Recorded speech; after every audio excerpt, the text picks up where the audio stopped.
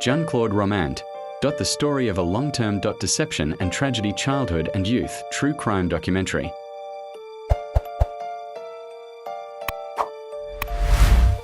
Jean-Claude Romand was born on February 12, 1954, in the small town of Saint-Julien-en-Genevois, Haute-Savoie Department, France, near the Swiss border. He grew up in an ordinary middle-class family.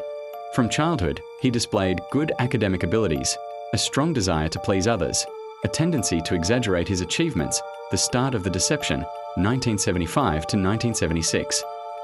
In 1975, Romand enrolled in medical school in Lyon.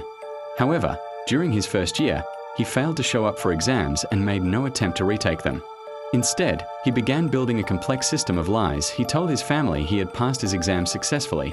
He started going to classes every day, but in reality, he spent his time in cafes or driving around the city.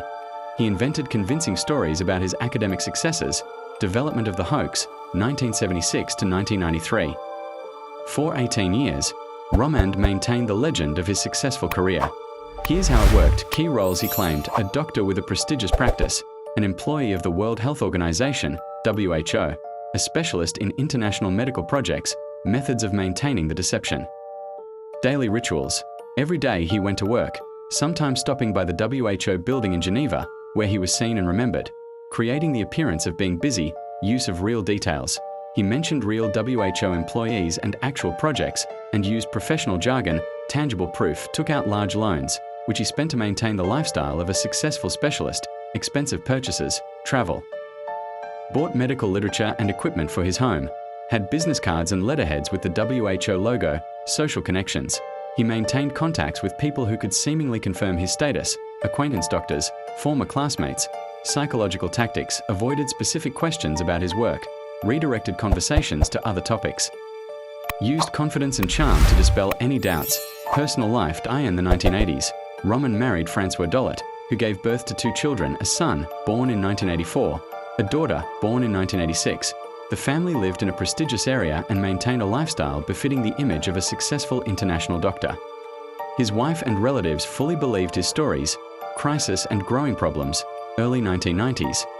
By 1992, the system began to collapse. Financial problems. He had accumulated huge debts from loans he took out to maintain his lifestyle. Suspicions. His wife began asking questions about his work, as she saw no proof of his employment. Pressure of circumstances. His parents insisted he get a real job. Acquaintances asked for details about his projects. Banks started demanding loan repayments. No way out.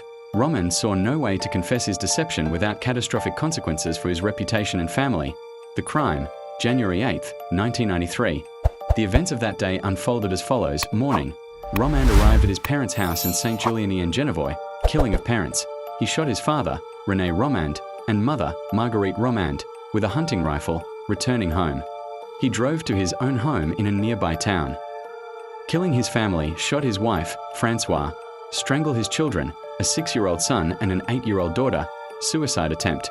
He took a large dose of sleeping pills and lay down next to the bodies, waiting to die. Rescue.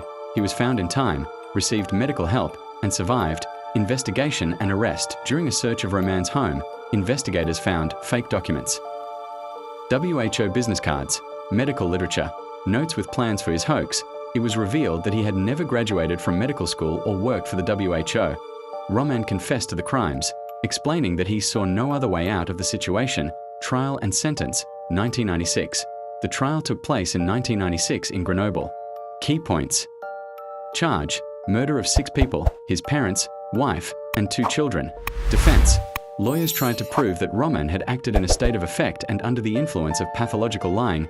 Expert evaluation. Psychologists confirmed he had a pathological tendency to lie, pseudologia fantastica, but deemed him sane. Sentence: life imprisonment, with the right to apply for pardon after 22 years. Life in prison. 1996 to 2019. While in prison, Romand started writing. He kept diaries and wrote letters, gave rare interviews, studied philosophy and psychology, worked in the prison library, kept in touch with some relatives, e.g., his sister. Release, 2019. In 2019, after 26 years in prison, Romand's petition for pardon was granted.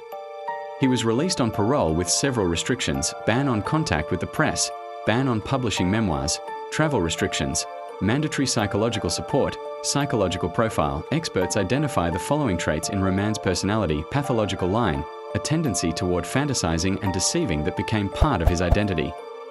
Conflict avoidance, inability to accept defeat or failure, need for approval, a strong need for admiration and respect from others, lack of empathy. In a critical moment, he prioritizes his image over the lives of his loved ones. Delusional thinking, a gradual merging of reality and fiction in his mind. Cultural impact. Roman's story has become a subject of study for psychologists and criminologists, and has also inspired creators.